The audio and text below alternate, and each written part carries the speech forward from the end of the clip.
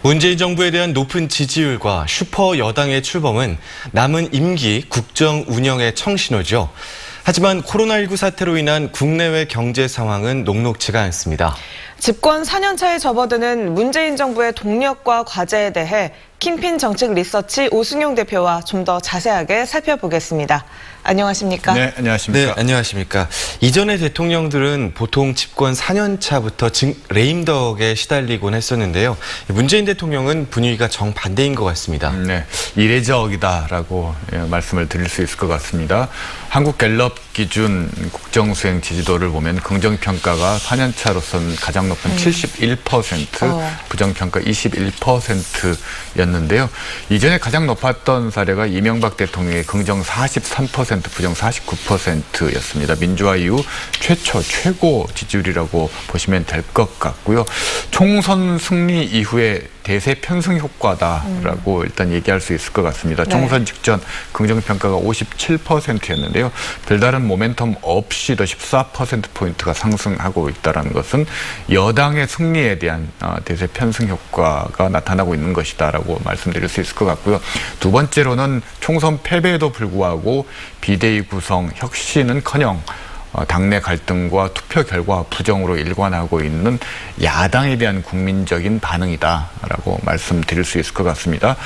미래통합당의 정당 지지율이 17%까지 떨어지고 있는 것을 보면 이 설명이 전혀 근거가 없는 것은 아닌 것 같습니다. 네, 다른 한편으로는 역대 대통령들 가운데 가장 어려운 시기에 집권 4년 차를 맞이하게 됐습니다. 어제 문 대통령도 취임 3주년 연설에서 지금 상황을 경제 전시 상황이다 이렇게 비유를 하기도 했는데요. 이번 위기 어떻게 극복할 수 있을까요? 네, 모두가 공감하듯이 어려운 상황인 것 같습니다. 어제 기자 간담회에서도 경제 위기에 대한 비상한 대응을 강조했습니다. 한국형 뉴딜 정책을 추진하겠다라고 말씀을 하셨고요. 케인즈주의적 재정 확대 정책인데요. 국가 부채, 재정 건전성을 어떻게 관리할 것인가가 과제일 것 같습니다. 두 번째는 국회와 협치를 강조했습니다. 183석, 범진보 190석에 이르는 여대 야소 정국인 만큼 협치는 어렵지 않을 것으로 전망이 됩니다. 다만 당청 관계에 있어서 다소 삐걱거렸던 부분은 좀 걱정스러운 부분인데요. 전국민 고용보험 확대에 대해서 민주당에서 하루 만에 부정적 의견이 나왔는데요. 특수고용직 노동자들의 고용보험 납부와 관련된 그런 쟁점들이 해소되지 않은 이런 정책이 발표되는 것들은 다소 좀 우려스러운 부분이다라고 말씀드릴 수 있을 것 같습니다. 네, 총선 이후의 여야 상황도 살펴보죠. 지난주에 슈퍼여당의 첫 원내대표로 김태년 의원이 당선이 됐는데요.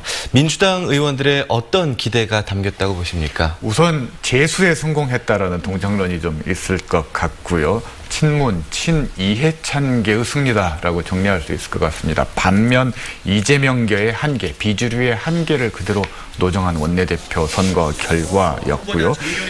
특히나 김태년 원내대표가 예결특위 위원장, 민주당 정책위 의장을 거쳤던 정책 통일하는 것이 현재의 어려운 경제 상황과 맞물려서 많은 기대감을 가지고 있었던 것 같습니다.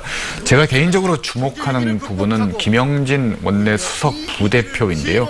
민주당의 대표적인 전략통, 정책 통이기 때문에 대야 협상 과정에서 역할을 할 수 있을까 그런 기대감을 가지고 있습니다. 네, 민주당과 시민당은 합당 수순에 들어간 반면에 또 미래통합당과 미래한국당은 합당 논의가 더딘 상황이죠. 미래한국당이 따로 교섭단체를 꾸릴 수도 있다 이런 얘기도 나오던데 어떻게 보십니까? 우선 미래한국당 원내대표로 선출된 주호영 신임 원내대표는 빠르면 빠를수록 좋다라고 통합 논의에 박차를 가하겠다는 입장을 폈고요. 원유철 한국당 대표는 미래통합당과의 합당 시기, 절차, 방법을 논의하겠다라고 얘기를 했는데요. 두 가지 시나리오가 가능한 것 같습니다. 첫 번째로는 무소속 윤상원 의원을 영입해서 원내 교섭단체를 구성한 후에 국회 원구성에서 상임위원장을 배정받고 국고보조금까지 확보한 후 합당 논의를 하는 방안이 있고요.